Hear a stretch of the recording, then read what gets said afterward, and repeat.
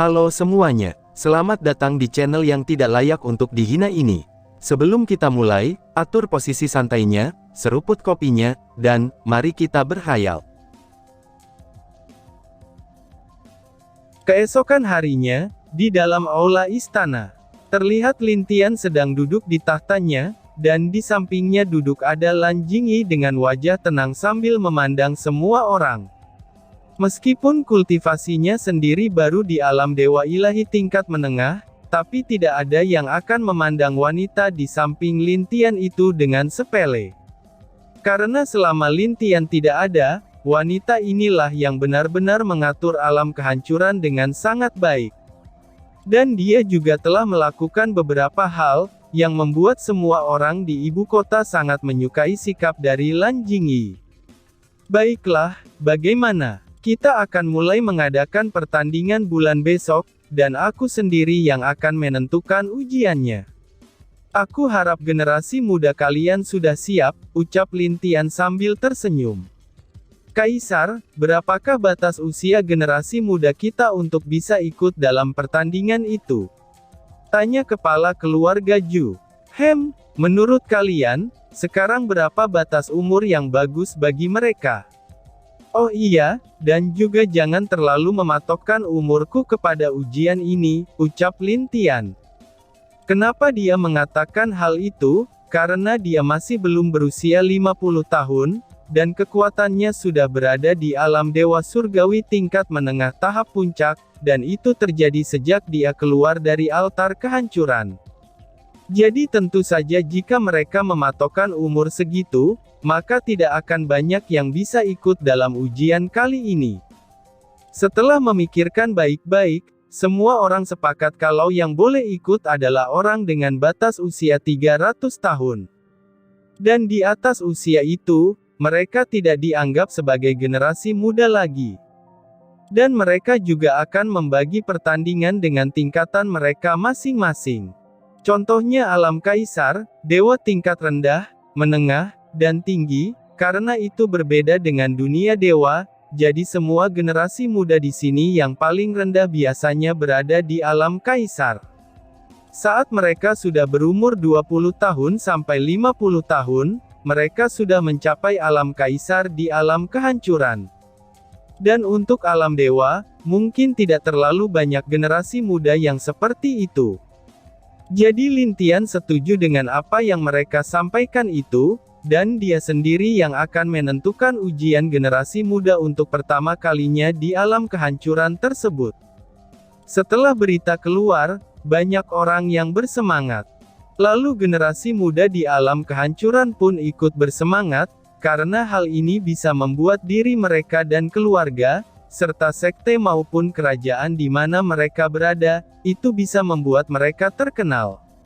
Apalagi hadiah dari 100 teratas, itu juga sangatlah bagus. Dan dari berita yang dikeluarkan ujian untuk generasi muda, itu juga terbilang adil. Jadi, mereka tidak terlalu khawatir dengan masalah kecurangan. Di dalam aula, Lin Tian terlihat tenang ketika mendengarkan beberapa saran dari beberapa orang di depannya. Dia juga tidak melarang mereka semua berdebat. Malahan hal inilah yang cukup Lin Tian sukai, karena dalam membangun suatu kekuasaan, ide-ide dari orang-orang ini adalah suatu hal yang bagus. Sebuah kekuasaan yang kuat bisa terus berdiri, itu jika mereka bisa mendengar dan menerima saran dari siapapun selama itu masih baik dan bagus untuk dipakai.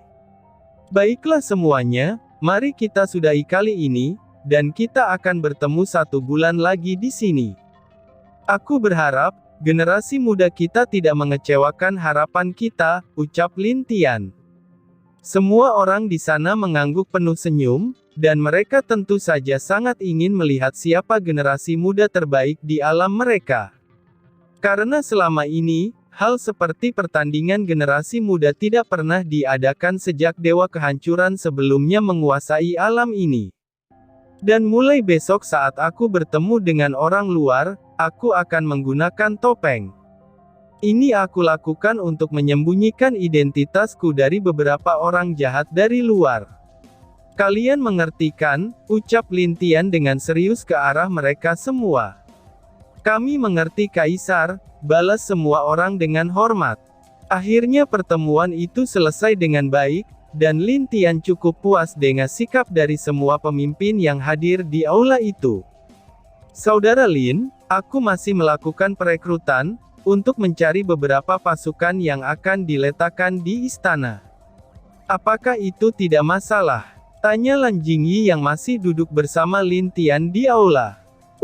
Lakukanlah apa yang menurutmu bagus, balas Lin Tian dengan lembut. Lan Jingyi mengangguk dengan pasti kepada Lin Tian.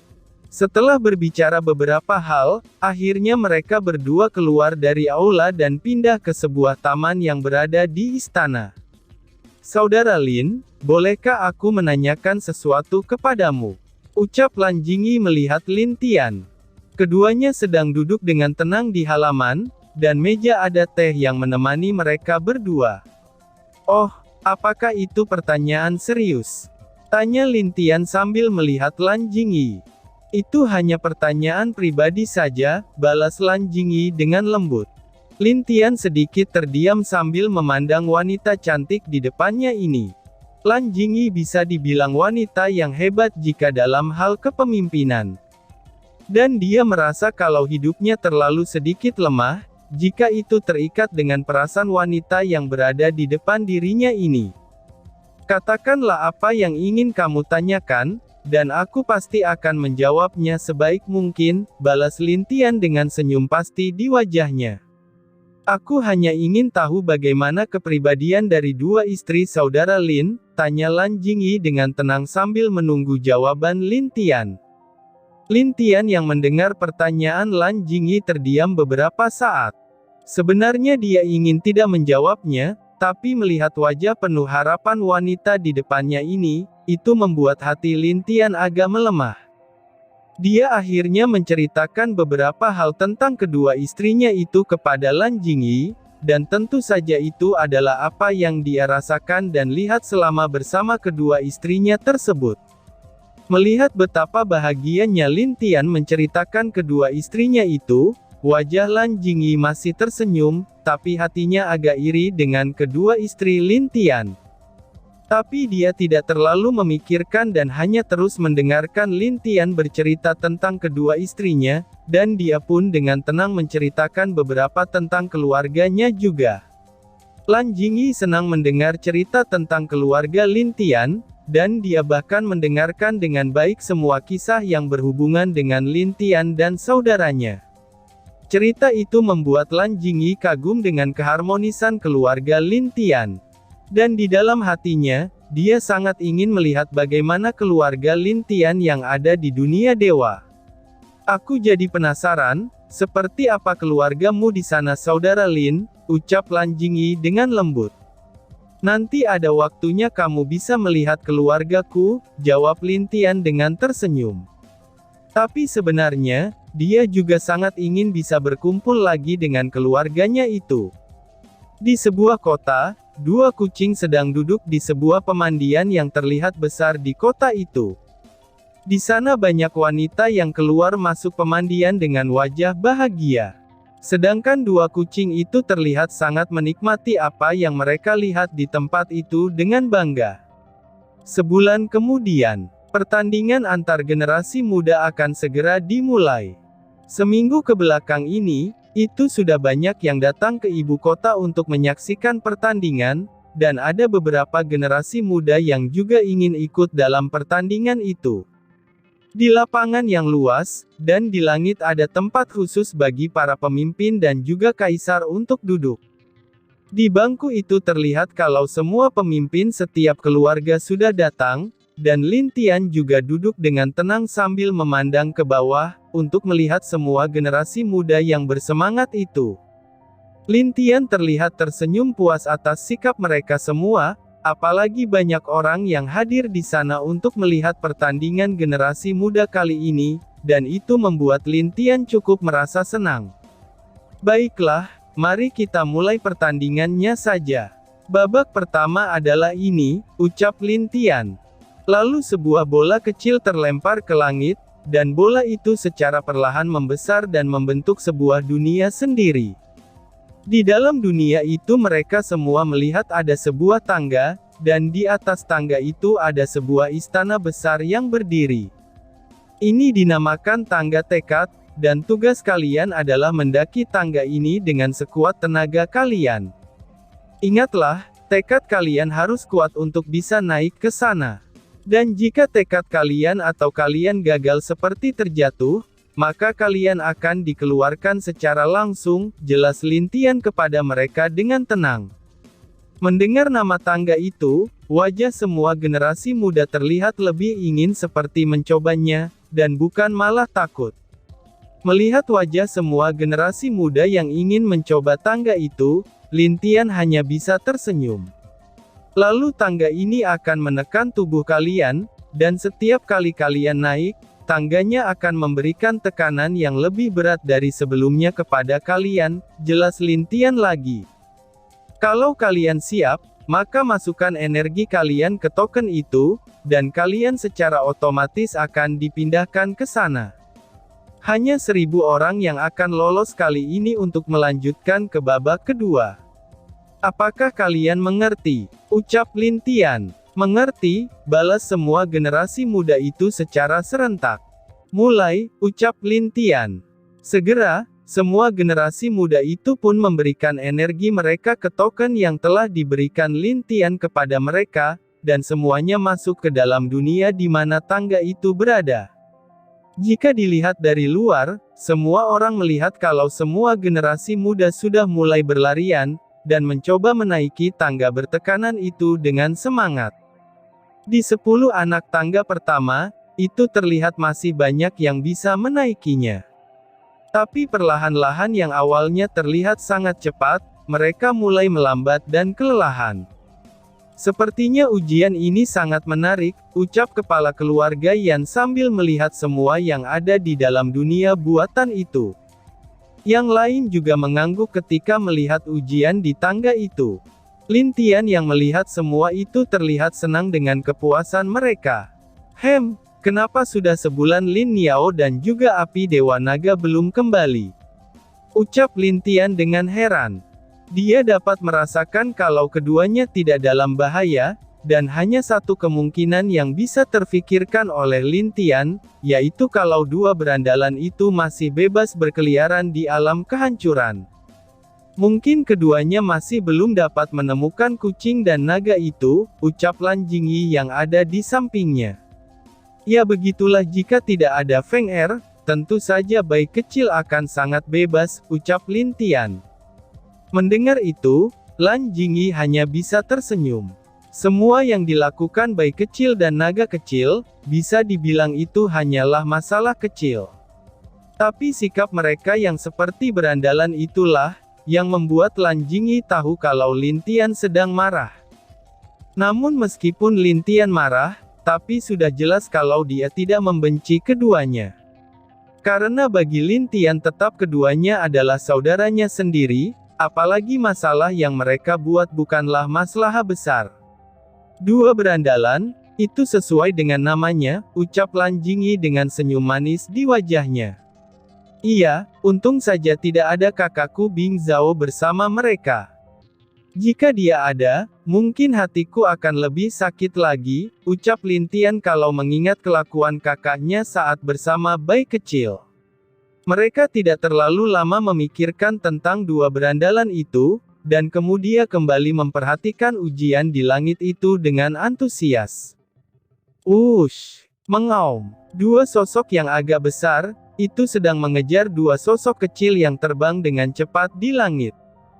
Keduanya tentu saja adalah Lin Niao dan api Dewa Naga, dan sosok yang dikejar mereka tentu saja adalah bayi kecil dan naga kecil.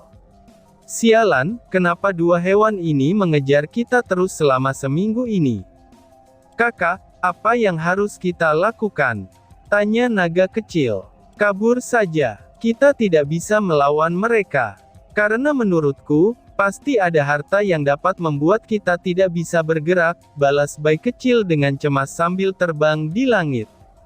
Sial. Ayo kak, aku akan merobek ruang ini, dan kita bisa kabur meski hanya beberapa hari, ucap naga kecil. Wah, bagus sekali, ayo, ucap bayi kecil dengan puas. Lalu naga kecil segera merobek ruang, dan masuk bersama bayi kecil dari robekan ruang itu. Saat Lin Niao dan api Dewa Naga mendekat, bayi kecil dan naga kecil sudah pergi dari sana.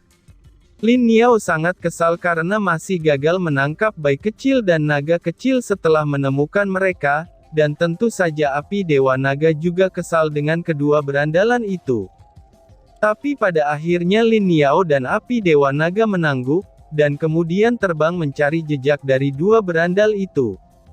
Mereka diminta untuk mengejar dan menangkap kedua berandalan itu oleh Lin Tian, dan tentu saja mereka akan membawa dua berandalan itu ke hadapan Lin Tian. Putri, kita akan segera bertunangan, kenapa kamu terlihat selalu sendirian begitu? Cerita berpindah.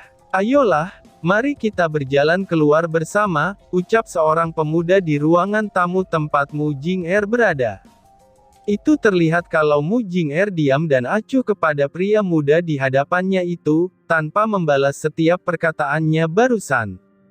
Hufha, kenapa kamu sangat dingin begitu? Ucap pemuda itu. Tentu saja dia adalah anak dari alkemis master tingkat Sein di keluarga Chang, dan dialah yang akan bertunangan dengan Mu Jing-er. Maaf Tuan Muda Chang, aku sibuk dalam kultivasiku saat ini, jadi kamu bisa pergi. Lalu soal pertunangan kita, itu masih ada 1 tahun lagi, ucap Mu Jing-er dengan tenang. Mendengar perkataan wanita di depannya ini, pria itu hanya tersenyum, dan dia tidak marah ataupun balik menjawab atas perkataan wanita itu. Baiklah, mari kita bertemu saat pertunangan kita diadakan. Dan pada saat itu, kamu akan menjadi milikku, ucap pemuda Chang itu dengan tersenyum kepada Mu Jing-er. Setelah itu dia pun keluar dengan langkah tenang, dan tidak berbalik lagi untuk melihat Mu Jing-er. Di saat di luar, wajah pemuda Chang itu berubah menjadi menakutkan.